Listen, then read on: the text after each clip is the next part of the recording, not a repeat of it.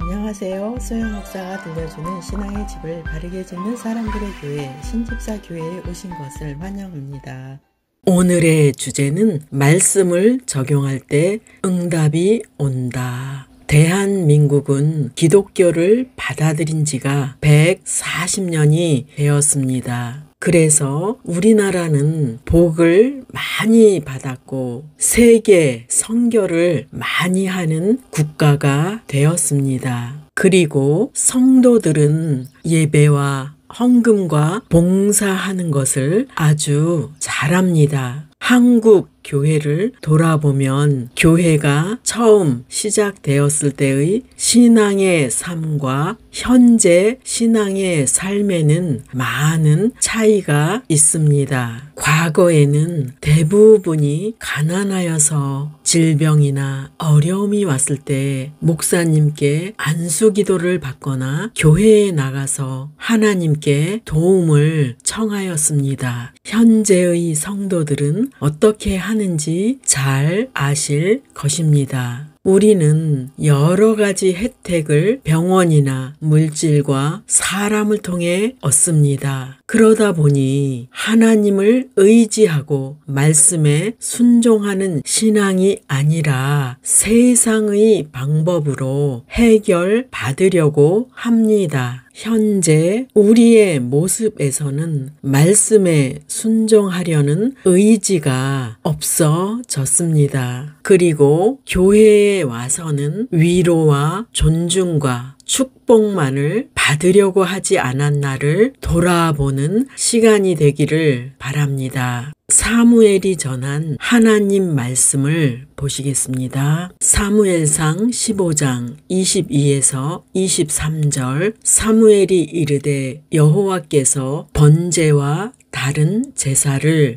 그의 목소리를 청종하는 것을 좋아하심같이 좋아하시겠나이까? 순종이 제사보다 낫고 듣는 것이 순양의 기름보다 나으니 이는 거역하는 것은 점치는 죄와 같고 완고한 것은 사신 우상에게 절하는 죄와 같음이라. 왕이 여호와의 말씀을 버렸으므로 여호와께서도 왕을 버려 왕이 되지 못하게 하셨나이다 하니. 본문의 말씀은 사울 왕이 말씀에 불순종하여서 하나님께서는 그를 왕의 자리에서 끌어내리겠다는 말씀입니다. 사울이 겸손했을 때는 하나님께서 그를 세워 이스라엘의 첫 번째 왕이 되게 해 주셨습니다. 그런데 사울이 왕이 되고 나서는 하나님 명령에 순종하지 않았고 자신의 이익을 따라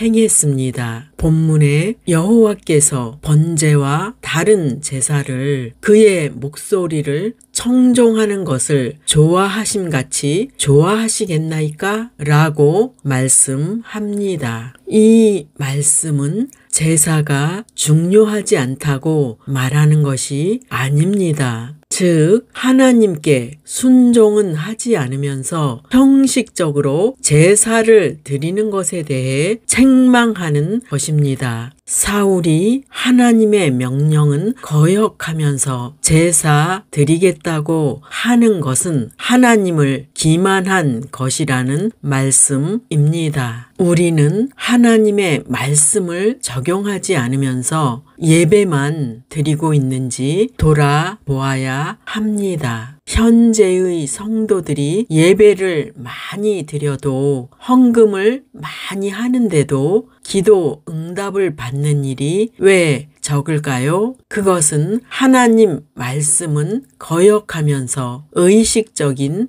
종교 행위만을 하고 있기 때문입니다. 즉 본질은 사라지고 형식만 남았기 때문입니다. 하나님께서는 사울에게 명령하십니다. 사무엘상 15장 3절 지금 가서 아말렉을 쳐서 그들의 모든 소유를 남기지 말고 진멸하되 남녀와 소아와 젖먹는 아이와 우양과 낙타와 나귀를 죽이라 하셨나이다 하니, 이 내용만 보면 하나님께서 잔인하다고 생각하는 분도 계실 것입니다. 이 일을 하나님께서 명령하신 이유는 이스라엘이 출애굽하여 광야 길을 행할 때 아말렉은 무방비 상태인 백성을 공격하여서 약한 어린아이와 노인을 죽게 하였기 때문에 아말렉에 대한 심판을 사울에게 명령하신 것입니다. 그래서 하나님의 명령은 아말렉을 진멸하되 사람과 짐승까지도 죽이라는 명령이었습니다. 사울은 하나님의 말씀을 거역하여서 가치가 있는 가축은 죽이지 않았고 가치가 없는 것만 죽였습니다. 사무엘은 사울에게 진중에서 들리는 가축의 소리는 무엇이냐고 물었을 때 그는 하나님께 제사를 드리기 위해 가져왔다고 말했습니다. 하나님의 명령은 무엇입니까? 생명 있는 모든 사람과 가축을 진멸하라는 명령이었습니다. 사울은 하나님의 명령을 듣지 않고서 가져온 가축으로 예배를 드리겠다고 했습니다. 그의 말은 자신의 이기적인 사욕을 위해 가져온 가축을 하나님께 드리려고 가져왔다고 멋지게 자신을 포장했습니다. 사울은 하나님의 말씀은 무시했고 자신의 욕심을 따라 행했던 것입니다. 결국 사울은 하나님의 명령을 거역하는 죄를 지었습니다. 하나님께서는 말씀에 거역하는 것은 점치는 죄와 동일하다고 말씀합니다. 믿는 자가 점쟁이를 찾아가지 않았어도 하나님의 말씀을 거역했다면 그는 점치는 죄를 지었다는 말씀입니다. 믿는 자가 하나님 말씀을 거역하고 자기 주장이나 보편적인 가치관을 따르는 것은 주술적인 우상을 따르는 것과 동일한 죄를 지은 것입니다. 조심하십시오. 사람은 자기에게 이득에 손해가 오거나 누군가로부터 공격을 받으면 그를 미워하고 그를 엄청난 죄인으로 몰아갑니다. 그런데 사람끼리 지은 죄보다 더 큰 죄는 하나님께 짓는 죄입니다. 하나님께서는 세상을 다스리는 통치자이시며 만물의 주관자이십니다. 그러므로 창조주께 죄를 짓는 것이 가장 큰 죄라는 것을 기억하십시오. 엘리 제사장은 자신의 타락한 두 아들에게 이렇게 충고합니다. 사무엘상 2장 25절 사람이 사람에게 범죄하면 하나님이 심판하시려니와 만일 사람이 여호와께 범죄하면 누가 그를 위하여 강구하겠느냐 하되 그들이 자기 아버지의 말을 듣지 아니하였으니 이는 여호와께서 그들을 죽이기로 뜻하셨음이더라. 엘리 제사장의 두 아들은 여호와 하나님께서 주신 경고의 말씀에도 불구하고 지속하여 죄를 지었습니다. 그들은 하나님께 올려드릴 제물을 먼저 빼앗아서 먹어버렸고 성막에서 수종을 드는 부녀자들을 성폭행하는 범죄를 저질렀습니다. 엘리 제사장이 두 아들에게 말했습니다. 사람이 사람에게 범죄하면 하나님이 심판하시려니와 만일 사람이 여호와께 범죄하면 누가 그를 위하여 강구하겠느냐. 즉 사람이 사람에게 죄를 지은 것도 하나님의 심판을 받는데 하나님께 대하여 죄를 지으면 그 죄를 용서받을 수 있겠느냐라는 말씀입니다. 메시지를 경청하는 여러분, 하나님께서 원하시는 것은 죄를 회개하고 주신 말씀에 순종하는 것입니다. 하나님 앞에 피조물인 사람이 무엇을 따질 수 있으며 반항할 수 있겠습니까? 우리는 천지를 창조하신 하나님 말씀에 순종하며 그분을 따르는 것이 마땅합니다. 본문에 하나님께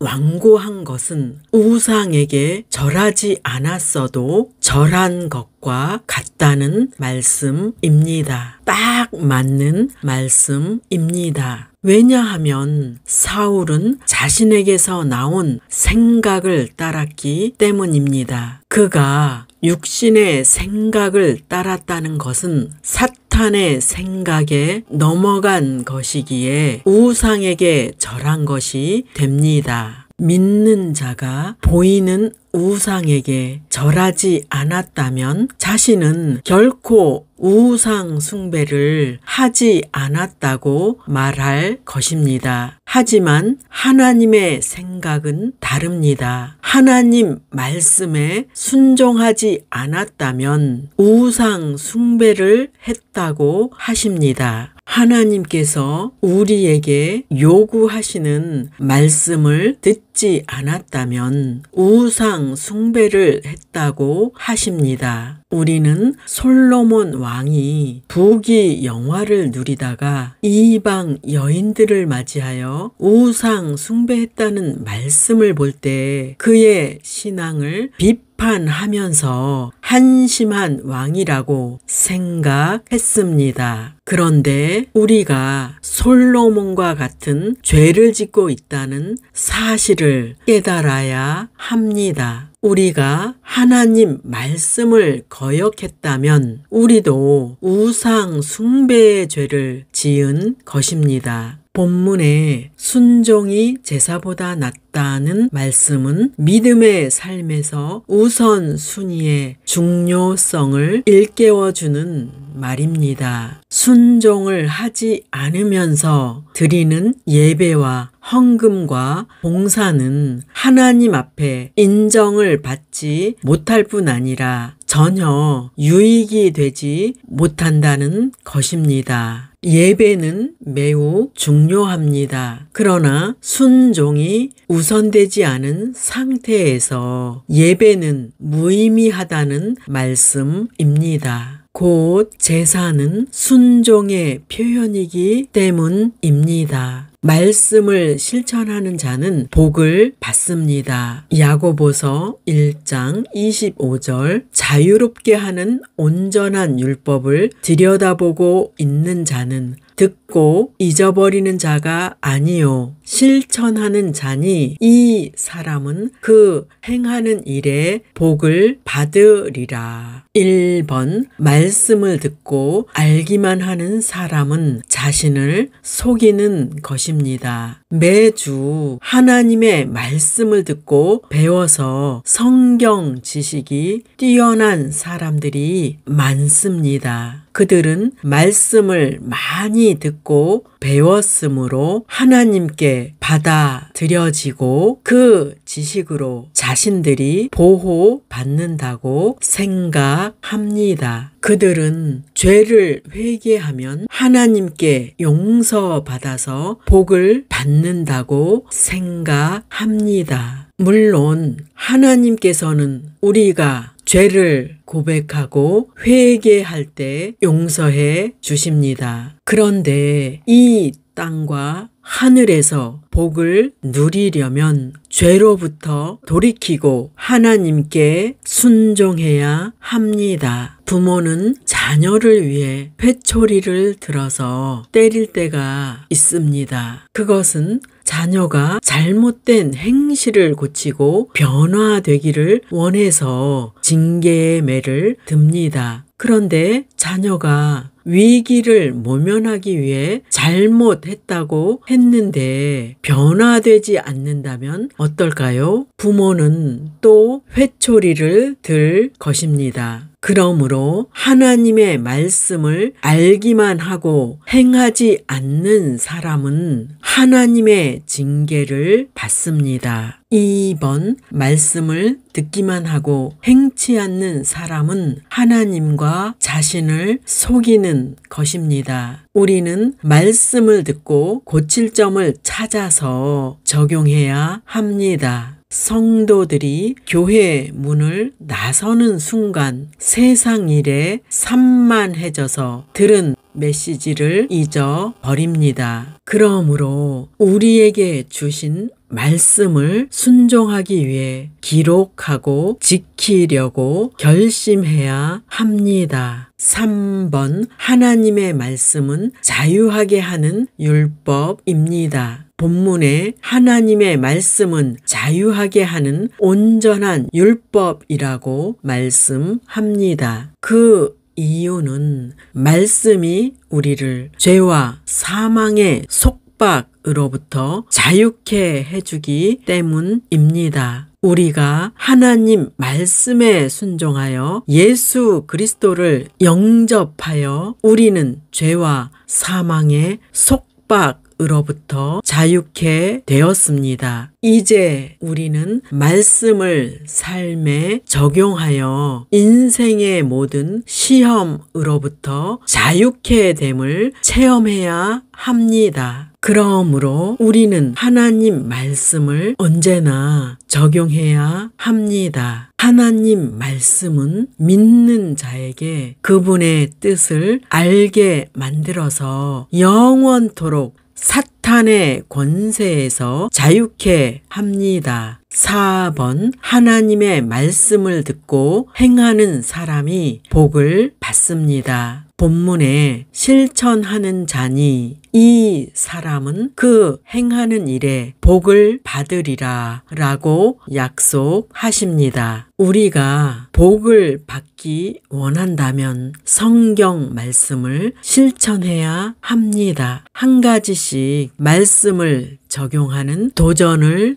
해 보십시오. 하나님께서 도와주시고 능력을 주십니다. 말씀을 실천한다면 우리는 복을 받아 풍성하고 영원한 행복을 누릴 것입니다. 그 복이란 우리의 영혼이 갈망하는 완전한 승리의 삶으로 하나님과 영원히 함께하는 것입니다. 마지막으로 말씀을 적용하여 산 사람들을 보시겠습니다. 한나는 자녀를 생산하지 못해서 슬픔에 젖어 있었습니다. 그녀는 남편에게 많은 사랑을 받았지만 자녀를 낳지 못하여 첩에게 괴롭힘을 당했습니다. 그녀는 성전에서 괴로움으로 인해 울면서 기도했습니다. 엘리 제사장은 그녀가 술에 취해 있다고 책망했지만 그녀는 자신이 아이를 낳을 수 없는 여인이라고 말했을 때 엘리 제사장은 그녀를 위해 기도해 주었습니다. 한나는 엘리 제사장의 기도를 받고 기쁜 마음으로 집으로 돌아갔습니다. 그 후에 한나의 기도가 응답되어서 임신하여 사무엘과 그의 동생들을 낳게 되었습니다. 이렇게 말씀을 적용할 때 기도 응답을 받습니다. 예수님의 12 제자는 주님께서 나를 따르라 라고 했을 때 순종했습니다. 예수님의 제자가 순종했기에 온 세상에 복음이 전파되었습니다. 그들은 예수님께 순종함으로 하나님의 위대한 구원 계획에 참여할 수 있었습니다. 몇 주 전에 11조라는 주제로 유튜브 설교를 전했습니다. 그때 제 자녀가 11조를 하겠다는 결심을 했다고 전해드렸습니다. 그 자녀가 11조를 시작하여 2회 드렸습니다. 그가 하나님 말씀에 순종했기에 알려드립니다. 적용할 말씀입니다. 다 같이 화면을 보면서 읽겠습니다. 야고보서 1장 25절 자유롭게 하는 온전한 율법을 들여다보고 있는 자는 듣고 잊어버리는 자가 아니요 실천하는 자니 이 사람은 그 행하는 일에 복을 받으리라. 여러분이 읽는 말씀,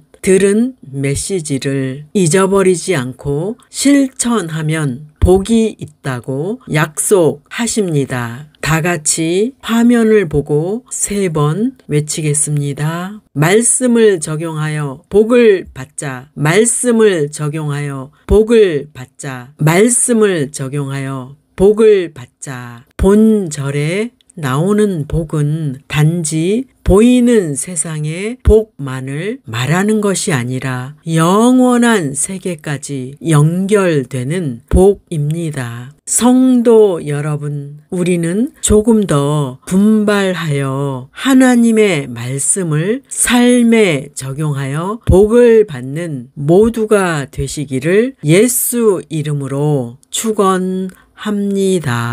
마지막 시대를 살아가는 하나님의 백성 여러분, 교회는 다니지만 예수님을 그리스도로 믿지 않는 여러분, 하나님에 대해서 예수님에 대해서 잘 모르시는 여러분, 가나안 성도 여러분, 우리 함께 성경에 근거해서 성령의 능력으로 신앙의 집을 말씀대로 바르게 건축하도록 합시다. 누구나 유튜브에서 신집사 교회를 구독하심으로 신집사 교회 사역에 동참할 수 있습니다. 신집사 교회를 통해 영상으로 선교하는데 동참하기를 원하시는 분들과 함께 연합하기를 원합니다. 아브라함 목사에게 언제든지 연락 주십시오. 우리 주 예수 그리스도의 이름으로 축복하고 또 축복합니다.